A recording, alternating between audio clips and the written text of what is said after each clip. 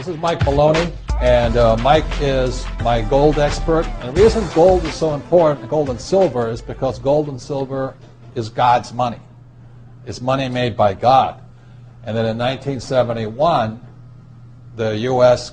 government, under President Nixon, took God's money and turned it into man-made money. Never in the history of the world, this is the thing, never in the history of the world has this ever happened.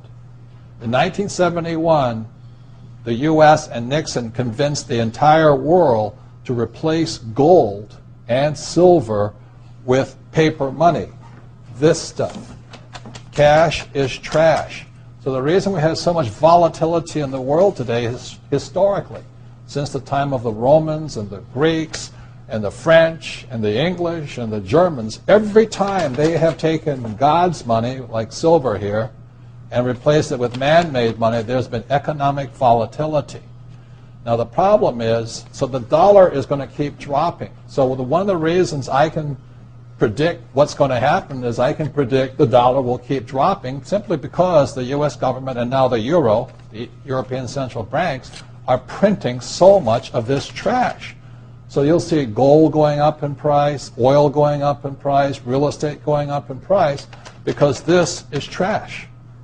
So that's what happened in 1971. It's happened throughout history. And the reason this current election doesn't make any difference is the only person that can put this back in place is a strong, charismatic leader.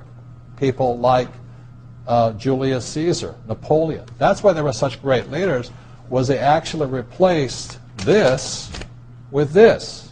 Unfortunately, we do not have that person among the candidates. I know Ron Paul, philosophically, I agree with him as closely as possible, but unfortunately I don't think Ron Paul has the chutzpah, as my Jewish friends would say, to change this whole thing. So there will be more this printed than ever before, which means the dollar keeps coming down and other things keep going up. And that's really what's going to happen. It's predictable.